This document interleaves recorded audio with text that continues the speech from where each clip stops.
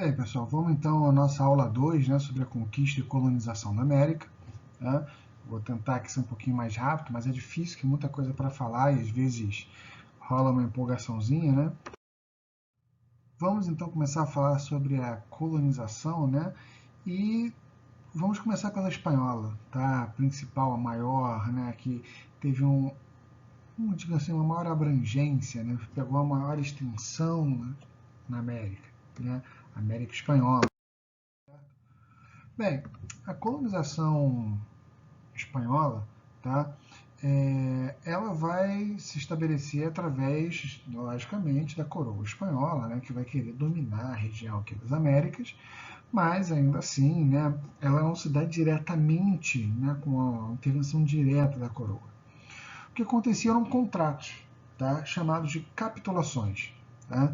Então, essas capitulações eram os contratos que a coroa, né, tinha, lembrar que a gente falou do mercantilismo, né, o monopólio régio, né, o direito de conceder monopólios de exploração. Então, através das capitulações, eles concediam monopólios para indivíduos explorarem, conquistarem, explorarem, virem para cá, investirem nessa vinda para a América, para explorar as terras que até então estavam para ser conquistadas. Tá? E nessas capitulações, né, como todo contrato, está lá tudo especificado, o que pode, o que não pode, com os direitos de cada um. Né? Essas pessoas que vinham para cá, né, para essa conquista, para esse domínio, né, que faziam o contrato, faziam as capitulações, eram os adelantados, né, os caras que vinham na frente, os adiantados, vinham primeiro. Tá? E esses caras, né, que eram como o Cortés e o Pizarro, que a gente falou, né, na última aula, né, os dois grandes conquistadores, eram adelantados, ou seja, eles vieram para cá em nome da coroa espanhola, lideraram expedições para dominar essa região. Tá? E tirariam daqui, né, digamos, riquezas, né, para eles e para a coroa espanhola. Uma vez estabelecido isso, né, a coroa espanhola agora precisava se preocupar em como ia se organizar, né, como ela iria organizar essa estrutura de dominação. Né. Para isso, temos esses três elementos, né, essas três instituições, esses três pontos chaves aí. Né. O primeiro deles, em 1503 já, né, 1492, Colombo chega aqui, então em 1503 a coroa espanhola já organizou a Casa de Contratação, né, localizada inicialmente em Sevilha. Né, Sevilha, a gente vai ver no próximo item, era o porto de saída. Tá? Mais para frente vai para Cádiz, que fica ali bem na boquinha ali né, já Cádiz na realidade já é no Atlântico, né, bem logo depois ali do Estreito de Gibraltar. Bem, a função da Casa de Contratação era fiscalizar a cobrança de impostos reais, né, do quinto, 20%, tá? E tentar impedir o contrabando, ou seja, a passagem de mercadorias, né, que não pagassem esses impostos. Para isso, uma forma de você controlar, né, essa coleta de impostos feita pela Casa de Contratação, tá, era estabelecer um regime de porto único, ou seja, só um porto na metrópole, na Espanha, tá, que inicialmente era Sevilha, tá, vai poder fazer o comércio, vai poder receber os navios vindos da América. Tá? Na América vão ter alguns pontos, porque é um território muito grande, muito extenso. Então tem Havana, em Cuba, Veracruz, no México, Porto Belo, no atual Panamá, tá? E Cartagena, na Colômbia. Tá? Todos eles ali no Golfo do México, né? Próximos ao Caribe. Lembra que a gente falou que os piratas do Caribe não é à toa, né? Era uma região de grande trânsito de embarcações. Tá? Esses eram os pontos de chegada dos navios, né, da Europa e para a Europa também. Tá? Ou seja, a ideia desse regime de porto único na Espanha, né, da Casa de Contratação, é na verdade evitar contrabando, né, o não pagamento de impostos, de taxas. Tá? Uma prática, né, que já existia há muito tempo e continua existindo até hoje, vai continuar existindo, né, até o Han Solo, né, o contrabandista lá no Star Wars. Tá? Além disso, um pouquinho depois eles criam, né, a coroa espanhola cria o Conselho das Índias. Né? Na verdade, o Conselho das Índias é um órgão, né, uma instituição do governo espanhol responsável por digamos assim, coordenar, gerenciar os assuntos relativos às colônias, né, às Índias Ocidentais, ao Conselho das Índias Ocidentais. Né? Ou seja, não é o rei que fica lá olhando as questões do dia a dia, do controle, do quem fez e quem não fez, quem pagou, quem não pagou, o que está, como é que está. O rei não faz isso. Quem faz isso é o Conselho das Índias e, eventualmente, esse conselho presta contas e, né, consulta o rei para saber o que fazer. Tá? Então, o Conselho das Índias ele tem a supremacia executiva, legislativa e judiciária sobre as Américas, sobre as Índias Ocidentais, tá, por parte da Espanha. Tá? Já aqui na América, tá, essa administração colonial, tá, se fazia por alguns instrumentos diferentes. Tá?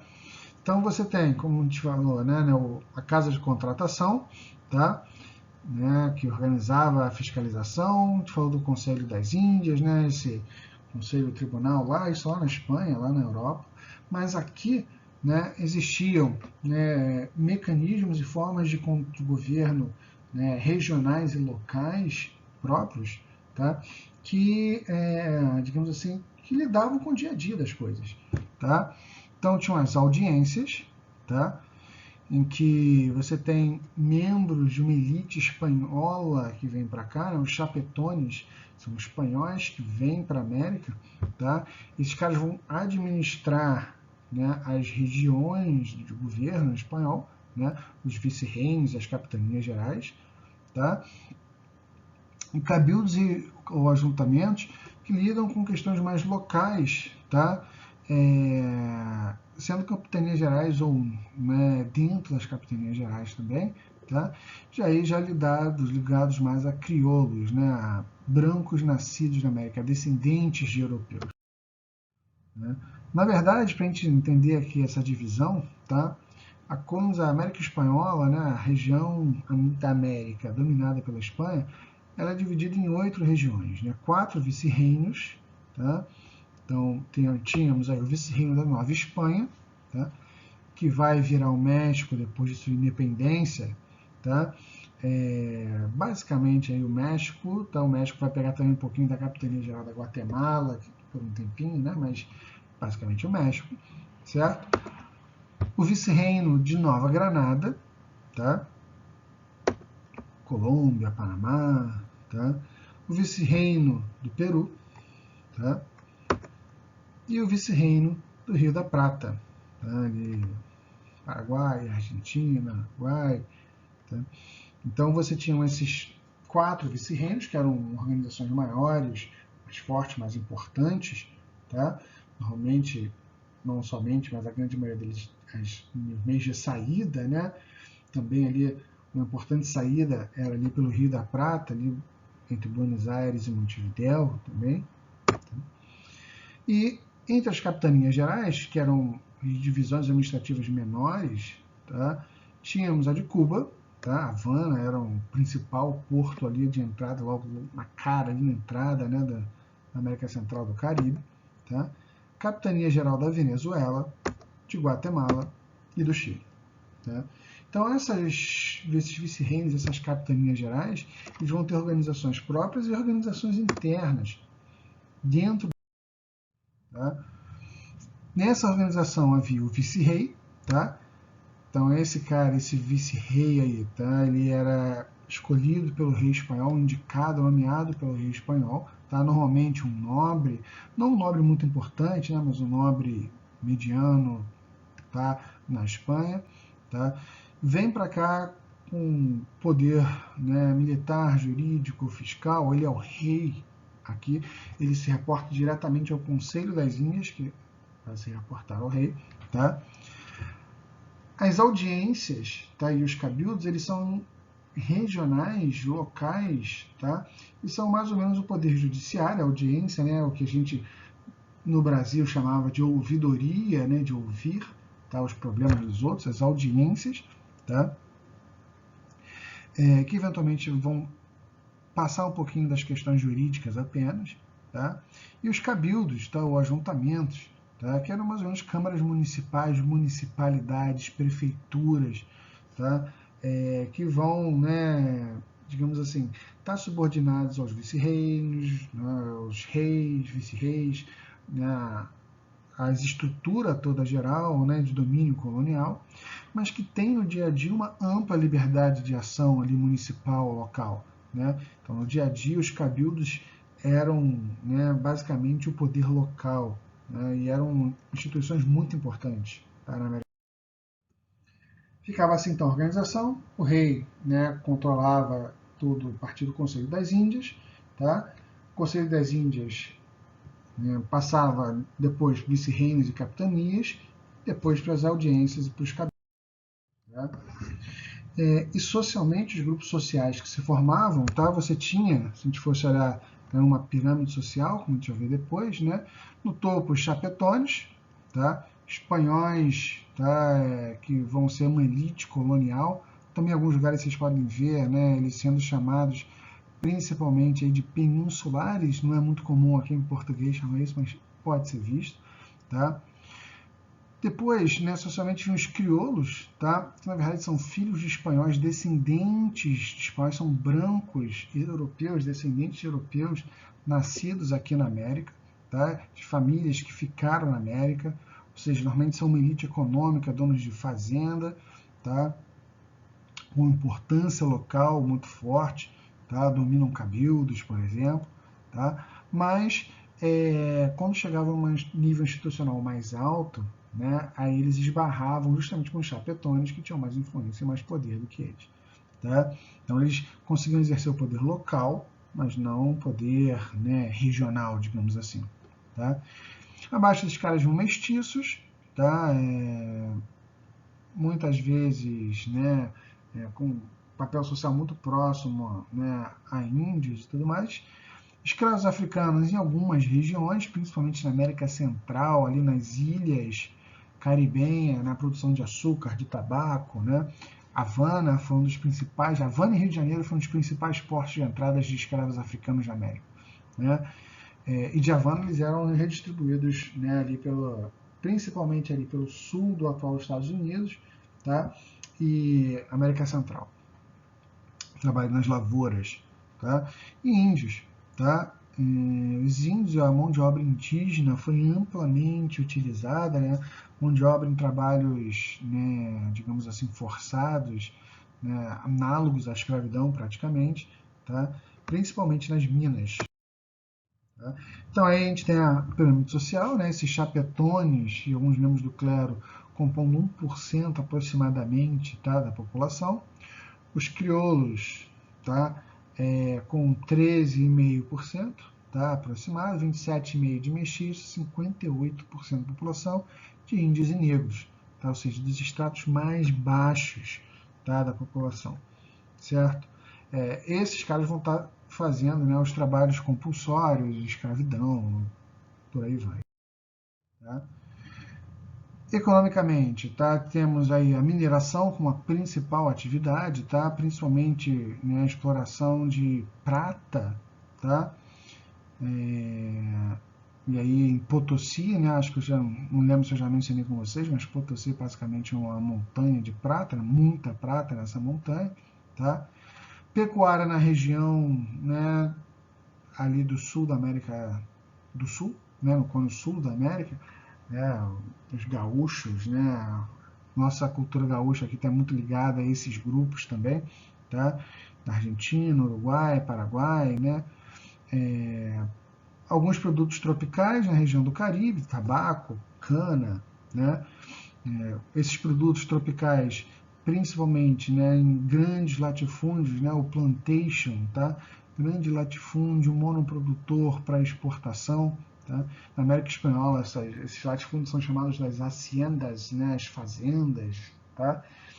E a mão de obra principal, mão de obra compulsória, obrigatória.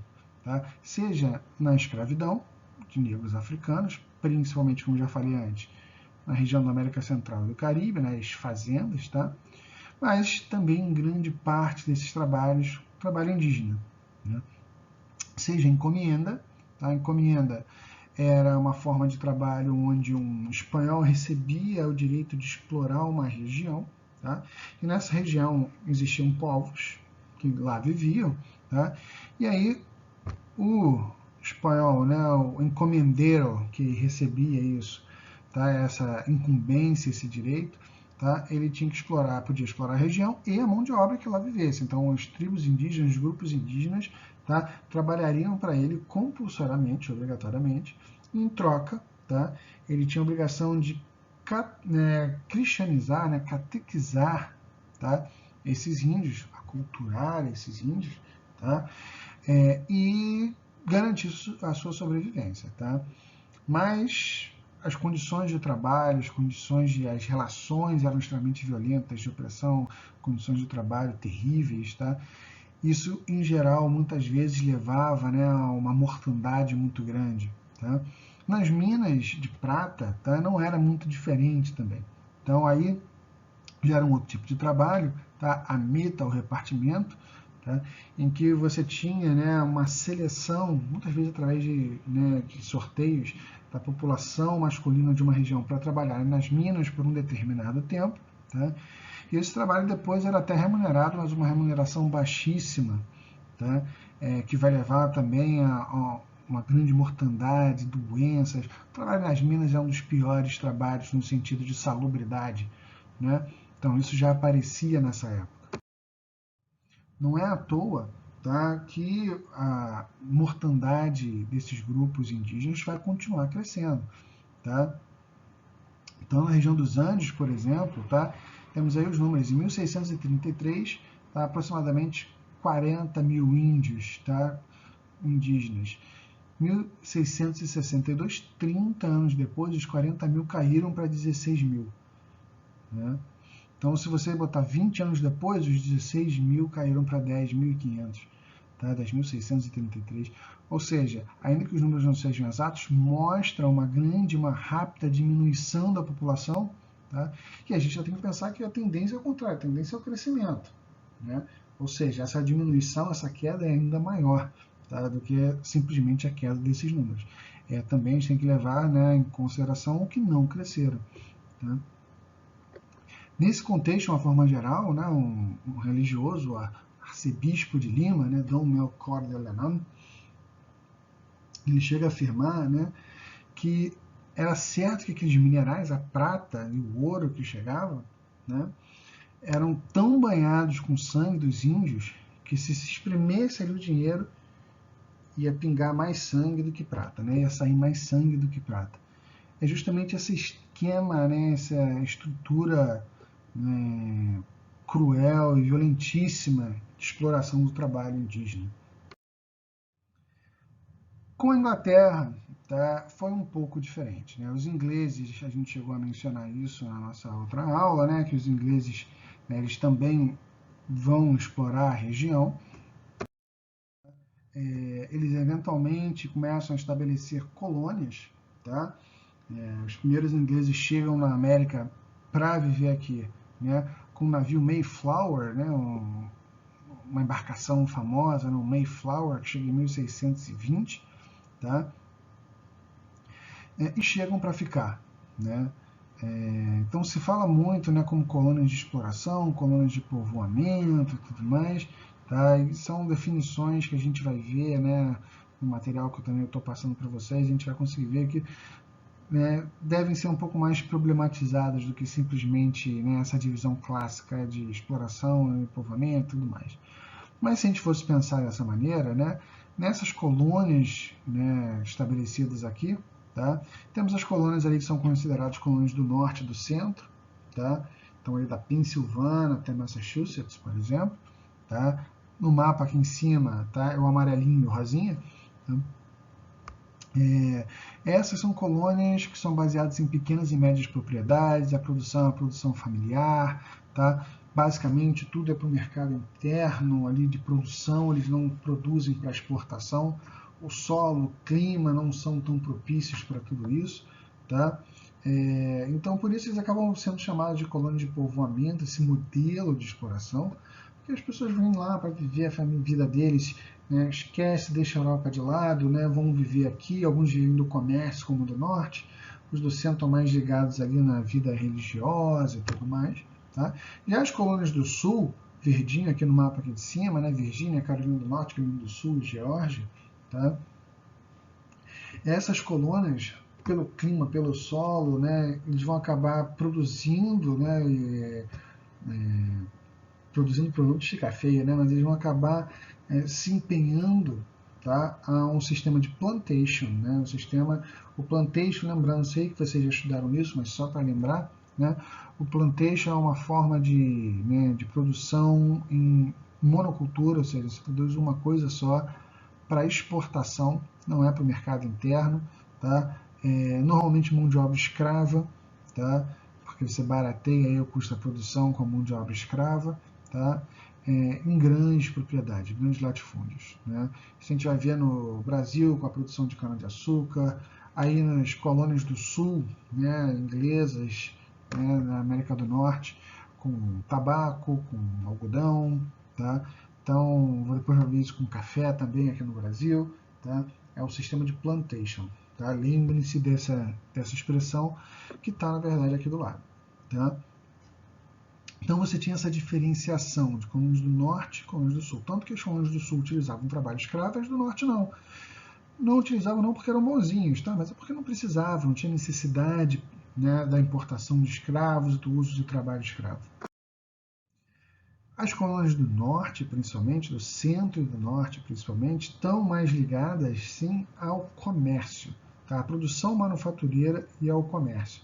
Principalmente o que é chamado de comércio triangular, tá? Comércio triangular, porque esses caras compravam escravos, tá, na América Central, normalmente, tá, ali, né, em Havana, né, eles compravam, né, ou vendiam escravos ali, na verdade, tá? Podiam revender esses escravos nas colônias, né, do sul, tá? Ou muitas vezes trocavam, né, escravos aqui por açúcar, melaço e por aí vai, tá? Depois revendiam ou na Europa ou na África, tá? Traziam para a África aqui, por exemplo, né?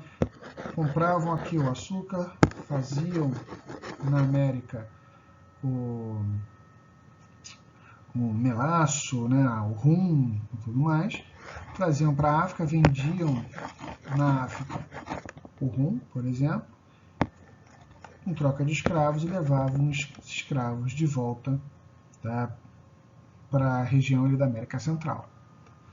Daí eu fiz essa bagunça aqui toda, né? Mas a gente apaga aqui fácil, tá? Daí a gente chama isso do comércio triangular, tá? Ou seja, América Central, América do Norte, principalmente aqui a África, tá? Formava-se assim um triângulo, o comércio triangular. Beleza? Então esse comércio triangular ele foi uma importante fonte de renda para essas colônias do norte, tá, que vão se enriquecer bastante, tá, com esse processo de comércio. Tá? Principalmente porque a Inglaterra, a princípio, não está dando muita bola para essas colônias. Tá? A Inglaterra está, por si só, né, desenvolvendo o comércio, a produção industrial, né, de tal maneira que há, né, um fenômeno, né, que é né, meio que deixa eles lá no canto deles, tá, que nós resolvemos isso daí, tá? Então, essa indiferença, digamos assim, da Inglaterra, tá, para as colônias na América do Norte, é um elemento importantíssimo que explica esse enriquecimento dessas colônias do Norte com o comércio. Tá? Enquanto outras colônias da América estão presas ao pacto colonial, né, em que eles só podem comercializar, né, com a sua metrópole. Tá? Isso é um dos elementos que explica bem, né, e bastante né, esse enriquecimento, tá? Esse sucesso, digamos assim, das colônias inglesas. Justamente essa iniciativa da Inglaterra em deixar as colônias de lado. Por fim, para a gente terminar, né, aqui essa última parte, que já está se estendendo um pouco mais do que eu queria, tá? Temos a colonização francesa. Tá? E a gente passa por ela rapidinho, porque ela nem foi tão efetiva. tá? A colônia francesa, né? A França vai estabelecer aqui uma série uma pequena série de colônias, não muitas, tá? Então você tem ali uma região que aparece, né, aqui no mapa, tá? Númerozinho 1 ali, né, a região da Louisiana, tá? Que fora alguns negócios com pele e madeira ao longo do rio Mississippi, não é tão explorada assim pelos franceses, tá? Na América Central, tá? Então, na América Central a gente consegue ver ali do lado naquele quadradinho ali, né, do número 4, né? Haiti, Martinica, Guadalupe, pequenas ilhas, aí sim a produção de açúcar, tá? Já na América do Sul, tá? Temos ali, né, a Guiana Francesa e algumas tentativas de colonização na região até portuguesa que vão ser rechaçadas, como a França, né, equinocial, né, uma França ali nos equinócios, uma, né, região ali do norte no Brasil, tá? E para a gente aqui a mais famosa, a França Antártica, tá? Que é, né, uma tentativa de fundar uma colônia, onde hoje é o Rio de Janeiro, né? E a expulsão desses franceses da França Antártica vai ser justamente, né, o elemento que vai levar à fundação da cidade do Rio de Janeiro, tá? Mas bem, gente, isso aí fica para uma outra aula, fica para um outro momento, tá? Eu vou fechando por aqui. Então, uma boa semana para vocês. Tchau, tchau.